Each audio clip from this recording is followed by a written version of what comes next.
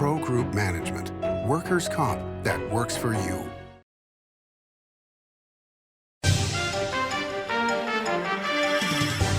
Welcome to Nevada Newsmakers. On the broadcast today, Kathleen Taylor joins us.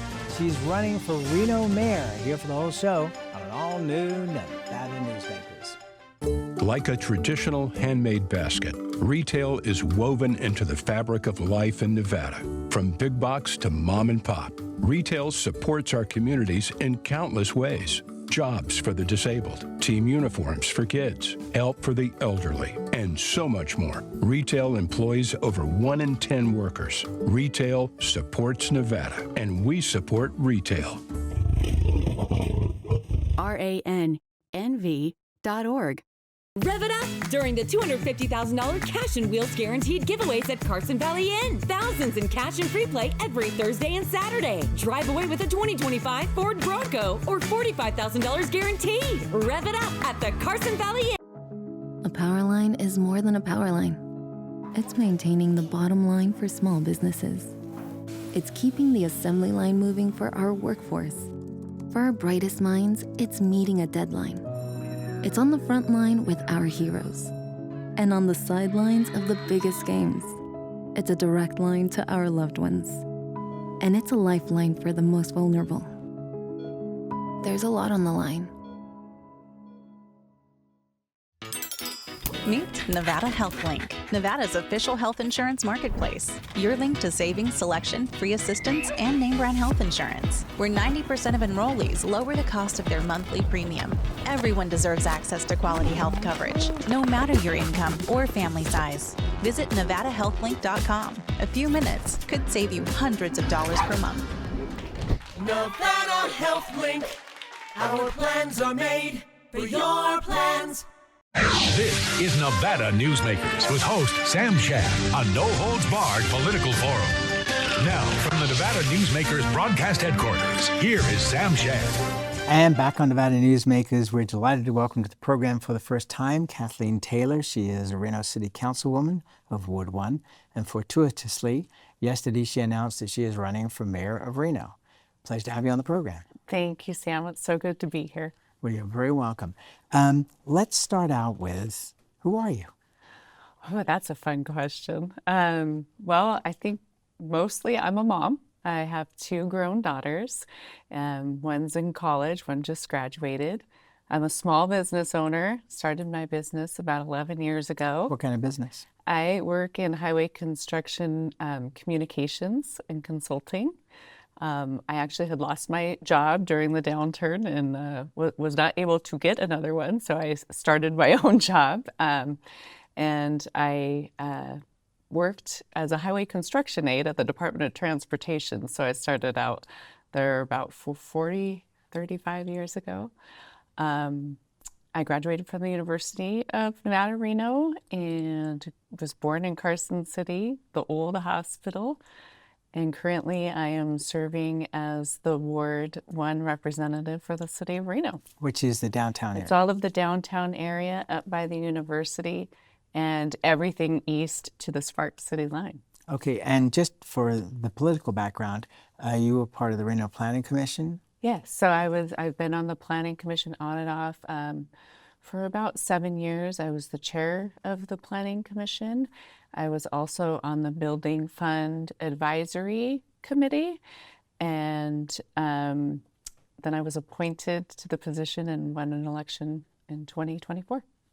All right, so why do you want to run for mayor? Great question. Our city's really at a crossroads right now. You might know that we have about a $24 million budget deficit. As we start planning for FY27, it doesn't look any better. So every decision that we make has got to be rooted in fiscal discipline. And I am really a champion of getting back to basics and making sure that we are focusing on our core services and making the decisions right now for our future in the city. All right, and I think to make a point, it's not because Reno is not doing well that we're in this financial situation. It's our taxation system. Exactly. So how we try and educate people is it's not necessarily that we're spending wildly or we're being irresponsible with tax dollars. It really is a revenue problem. However, there is room to make sure that we are protecting taxpayers and spending appropriately. But our 4 biggest revenue sources besides property tax have declined over the last 4 years. So C-tax, which is all the other sales tax, has declined. Our franchise agreements have declined, and our permits and fees have declined. And we received a presentation last week that over 4 years, this could look about $74 million of revenue loss. It's hard to make up $74 million in revenue loss. And there are other things coming down the pike that will be a serious challenge financially for both Reno, Sparks, and Washoe County. For example, the sewer plant. Yes. You know, at some point that needs to be addressed. We're kind of band-aiding it at this point, and nobody really wants to talk about it, but that's going to be a lot of money. It is a lot of money, and it's one of the back to basics infrastructure needs that we have. And luckily, the sewer fund is continuing to grow. We are looking at whether we need to do a rate increase, and there's still a lot of research to be done in that space. But that is one of our core basic responsibilities is clean drinking water. Right, and isn't that likely to be somewhere around about a $750 million project when it actually gets to be done? Yeah, I would say probably $1 billion by the time it gets to be done, depending on there's new technologies that we might be able to use. There are some efficiencies that we might be able to look at to see what can be done there. Yeah, and I mean the Tahoe Reno Industrial Center took a whole bunch of that gray water in that pipeline going up there that helped out as well to delay the need for that. As you look at downtown Reno, it's so interesting, and having been a long-time resident and a long-time student of this, I remember asking an economic development officer for the city of Reno many, many years ago. I said, how long does economic development take to come to fruition? And he said, well, about 30 years. And I was kind of stunned because, you know, whenever, you know, one talks about things like this, you think, oh, the next couple of years it's going to be, but it's not. It's a very long-term plan. And as we've watched it over that period of time, we have seen the ups and downs. We've seen initiatives that have benefited the downtown, and then economic circumstances that have hurt the downtown. Where do you think we are at this point in time with the Row being owned by Caesars, the J Resort buying 200 acres so far in downtown Reno, which is an unbelievable amount of land. I don't think people have any concept of how it's a third bigger than the area of the Grand Sierra Resort. Mm-hmm. At the same time, you have very successful companies in the gaming industry that are operating. You have Tahoe Reno Industrial Center that's booming. Your thoughts on the pros and cons here? I'm all in on downtown. I actually sold my house and moved downtown. I live right in the heart of downtown with my 2 kids, and there are a lot of great things that are happening in downtown. There's still a lot of work to do, but if we look at a couple of the major infrastructure projects that have just happened in the last month, the university has a brand new business building. The Nevada Museum of Art just expanded. Harrah's is restructuring their debt and getting going. Jacobs, like you said, Entertainment is investing $500 million in downtown. The Row just announced that they're doing $20+ million in renovation. And then the city is also playing their part in that too. So it does take a long time to get to the fruition, but the decisions we make today are going to be extremely important for the future of downtown, and that comes with the opportunity of our redevelopment agencies. So I know there's a lot of great things going on. When people have a negative impression of downtown, how do you respond to them and say it's not as bad as you think? You know, I think there's a good deal of research that comes with my job. So when a constituent reaches out to me, I'm down there, I take a look at it. and I see it every day, a couple times a day, the things that they're talking about. But as a community, we have a huge heart. We are here to help people. I think we're moving into some of the tough love space, which is appropriate. But So you're talking about the homeless situation at this point. yeah, there's some unhoused people there, but also we have some vacant buildings.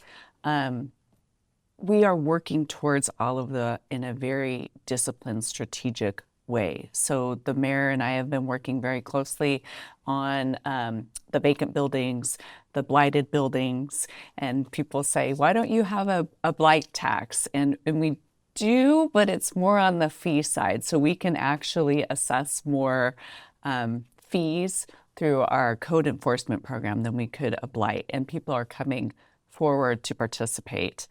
And then we also have, we just announced our Restore program. So we have matching funds for people for businesses to redo their facade improvement or tenant improvements. So one of the things that comes up in conversation quite frequently is the row, obviously, within the building is successful. And they wouldn't be investing money if they didn't think that they had a future here. But there's been a lot of calls for, can we expand out? Can we put storefronts along there so that Virginia Street becomes more of a walking area where, other businesses can open up and benefit from that as well? What are your thoughts on that? I love the idea. I think it would be fantastic, and the row has a new general manager. I don't necessarily know if he's new. He's probably been there for about a year now, so he's getting settled in. But they are doing a lot with making sure that their properties are safe and secure and clean. And then you have the Reno PD side, the police department side, making sure that it's safe and clean and secure for people too. So I think those discussions are very much in progress. I guess I was thinking more about blowing out some of the walls to be able to have storefronts that actually people can walk up and down the street. Because when you see the street festivals, like the Italian festival is coming up in a couple of weeks, it's wonderful to see Virginia Street just absolutely packed with people. Yeah. But there's a lot of folks who would like to see that happen on a more regular basis, and perhaps the only way to do that is to make it a much more walkable area. I would love to see they have a Starbucks there, they have a yogurt beach there. Some of those things come out to the front too, and I think it's a partnership between the city and the row, and I think those conversations are well in progress. Are you having conversations with the Jeff Jacobs, the owner of J Resort, about what his plans are? I mean, I think he's already done quite a bit more than most people thought he was going to do. But he came on this program and did a couple of shows, and I think he really elaborated on his thoughts. How far out do you think his developments are? I think, first of all, I am absolutely supportive of anybody that wants to invest in downtown Reno and Reno in general. That is a huge win for us. Jeff Jacobs, I believe right now, is going through our redevelopment advisory board, or has been through there with some of his projects for some tax increment financing. So I think it's a matter of the financial piece of it, but he has plans to do affordable housing, open up a little bit further west, an event center. I've heard a couple of different things. He just invested in the festival grounds, which is fantastic. We've had between 8,000 and 9,000 people downtown that have never been there before. So I think as maybe the interest rates get a little bit more appealing, we're going to see more things coming, but it's very expensive to build right now, as you probably know. Do you think that there are investors already talking to Jacobs about picking up some of his properties and developing them? Because he has so much, it would be almost impossible in his lifetime, let alone his children's lifetime, to develop everything that he owns. I don't know. That's a question you would maybe need to ask him. But I think he's moving forward. He's making progress and making forward. The University Business Building, which is a multi-million-dollar building, and is now the gateway building for the university, and it looks fabulous. And we've talked about this on the program before. Do you want to see the university continue to move further downtown? Because for years there was no, we're not getting anywhere near the casino industry, but that seems to have dissipated now, especially when you've got President Sandoval there. Yeah, President Sandoval has just led the charge. It's been great. And then we have, the new eatery right across the way there. There was a development with, I think there's a coffee shop and a smoothie shop and a restaurant there. So I think the more that we can move across I-80 into downtown with the university, that's fantastic. I hope there's some opportunities with the Harris project, Revival. They have some space to lease. And then, is that really a game changer? Because it seems to be a game changer for downtown. For those, and this program obviously plays in Southern Nevada as well. The Harris property, when it was Harris, was sold off. And it's gone through several development failure. Now it's back on track, it appears. Fine Entertainment out of Las Vegas is going to provide some of the entertainment there, but they have other businesses that are already looking at being in there. But it's a massive property. And so it's a big chunk of downtown that has sat looking bare for a long time now.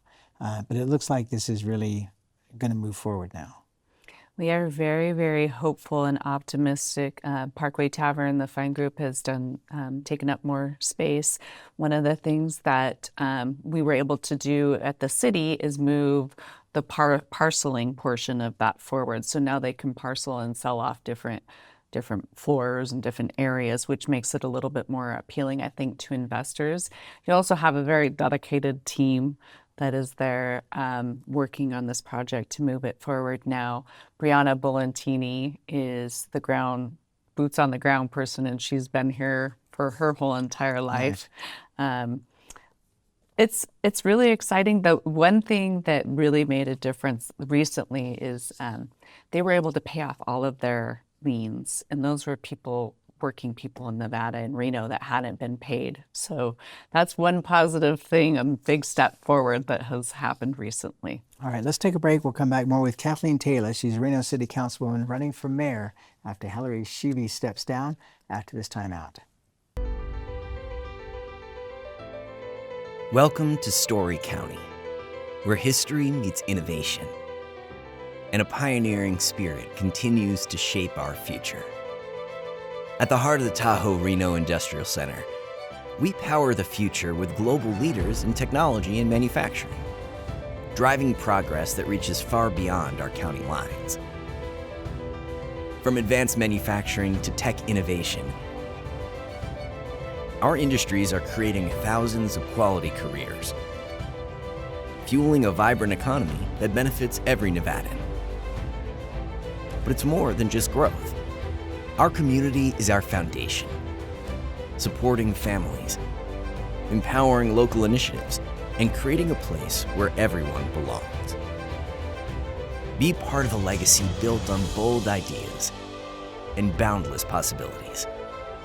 Join us in building a brighter future right here in Story County. Story County, helping build Nevada's future.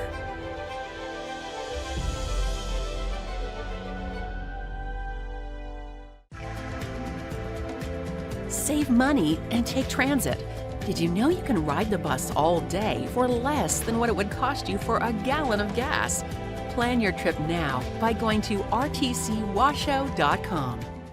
The trucking industry is the most resilient link in the supply chain, moving 95% of our freight in the Silver State. And while essential, the road isn't always smooth. Supply chain disruptions, rising fuel costs, and unrealistic rules and laws that hamper our ability to serve our customers and country. Our prosperity and every sector of the economy, manufacturing, mining, medicine, and food from farm to table is tied to trucks. There's nothing without trucking. It's a good time to eat. It's a good time to play. It's a good time to win. Ooh, your good times a Tamarack. This is Nevada Newsmakers. And back on Nevada Newsmakers, we continue our conversation with Kathleen Taylor. She's a Reno City Councilwoman who's running for mayor. And I was kind of curious. Jeff Griffin was the fighter who got things going and fought a lot of old ideas about the river, etc., and made dramatic changes, lowering the railroad tracks, the river itself, all kinds of things. Then Bob Cashel was another great mayor. He was the great schmoozer. He was. He was the nicest guy, but also a very tough guy behind the scenes and a great negotiator. Then Hillary Sheevey stepped into the mayor's role, and I think she's been a great face for Reno. And so what's your face going to be if you were to be elected mayor? Back to basics, no nonsense leadership. Okay. You talked about being fiscally responsible. That to me is we're going to need to cut some things. We've got a $25 million hole. What do you cut? Well, I think there's also some opportunities. The city owns a lot of property, and we have actively been looking at that, and we're going to be selling some of our property. There's also... do we have $25 million worth? We don't have $25 million worth. 80% of our budget is fixed in labor. Right. Police and fire, mostly. Yes, we have, and that's our number one responsibility is public safety as a city. That's what people have said and what I believe. We're going to have some hard conversations, and we're going to have to really figure out what our core services are. What are the basic needs? People want to feel safe in their streets, in their neighborhoods. Families deserve a place to live. People want to visit our parks and feel safe and clean.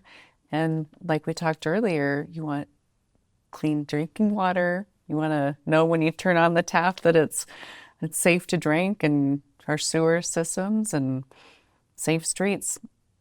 So apart from selling off property, what else would you do? We are going to hold off on some of our one-time projects. We are going to look at everything that the city does, all of our services, consulting services, the services that we don't receive funding for. City right now spends about $7.5 million on homeless services, and we don't receive anything for that. And we're going to have to look at, go ahead. You were thinking that you may have to cut homeless services? Well, the homeless services that we provide are through our Clean and Safe team, and we need to also have conversations regionally. I think there's some opportunities regionally that we can work together on a whole bunch of things, not just on one or two. You talked about our sewer capacity. I think our neighbors need some of our sewer capacity. There might be a way to have those conversations further down the road. But really, we are going to we've already had a couple of layoffs. We're going to have to make the hard decisions, and we're going to have to say no. All right, let's take another break, and we'll be right back. Welcome to the Ahern Boutique Hotel, where luxury and warmth come together in the heart of Las Vegas. We take pride in offering a one-of-a-kind experience for both locals and tourists. Join us for handcrafted cocktails and an unforgettable experience. Joel's Chop House, the perfect place to savor views of the Las Vegas Strip. Satisfy your cravings at the Ahern Chocolate Shop. No smoking, no resort fees, and the parking is always free. The Ahern Luxury Boutique Hotel is your home away from home.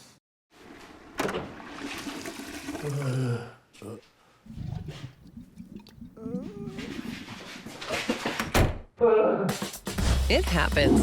And when it does, there's UMC Quick Care. You're in trouble with the law. It's easy to think you'll lose everything, but there is hope. I'm attorney Orrin Johnson. Your first step is to hire a serious attorney with the experience to successfully navigate the legal system for you. Sometimes hope means addiction treatment instead of jail, and making sure you're treated fairly. Sometimes hope means fearless trial attorneys will stand up to the government when they get it wrong. Call or text Orrin Johnson Law. We'll make a plan. You'll take back your life. Pro Group Management specializes in providing industries with the necessary components to satisfy and exceed workers' comp requirements. Every business has unique needs and specific regulations. Pro Group Management stays ahead of the curve, providing up-to-date services to keep your industry in top form. Discover how we simplify your tasks, improve efficiency, and reduce expense to keep you moving in a positive direction. Pro Group Management. Workers' comp that works for you. This is Nevada Newsmakers. Back on Nevada Newsmakers with Kathleen Taylor. She's running for mayor of Reno, announced yesterday. So Heidi Gansert has already endorsed you. Yes. Has the mayor endorsed you? I don't think the mayor has endorsed anybody. I don't believe so. What's your relationship like with her? She is a fantastic mentor, and I am forever, everybody should be, we are indebted to her for what she has done for Reno. She put us on the map. Somebody suggested a fundraiser that the Reno mayor's race could be $1 million race. You believe that? There's a lot of campaigning to do. We have a long way to go. I'm going to just keep my head down and focused on what the people need. But do you think that could even be realistic, that somebody would have to spend $1 million to be Reno mayor? Anything's possible. Good answer. Good answer. Thank you for doing this. Come back again during the campaign, and let's debate on the program. Sounds good. Thanks, Sam. You're welcome, and we'll be right back. Each day, the Children's Advocacy Alliance partners with leaders, legislators, and families across Nevada to improve children's health, education, economic well-being, and safety. We recognize Nevada will be no better than the state of its children. Be a part of this change. Be a supporter of the Children's Advocacy Alliance. For more information, go to caanv.org. Imagine a magical garden that feeds Carson City's hungry and homeless, teaches our high school students agriculture, creates hanging floral displays to beautify downtown, and yet charges nothing. It's not magic. It's the Greenhouse Project. It's real, it's growing, and it needs your help. Go online to carsоncitygreenhouse.org so together we can grow it forward. The Nevada Builders Alliance has been protecting the interests of the construction industry for over 50 years. Our programs save members thousands of dollars every year and allow them to provide much-needed benefits to their employees. Our industry also allows Nevada to grow. If you're thinking about a career in the construction industry, reach out. And if you haven't thought of a career in construction, what are you waiting for? We are the Nevada Builders Alliance. As you know, Reno is booming. Toll's development company is helping it grow with insightful design and development, building community with every project, adding beauty, adding excitement, emphasizing our shared humanity. Reno is becoming bigger. Toll's development is helping it become better, more livable, more enjoyable. To learn more, go to tollsdevelopment.com. tollsdevelopment.com. You can always watch Nevada Newsmakers 24 hours a day at nevadanewsmakers.com. Thanks for watching and listening.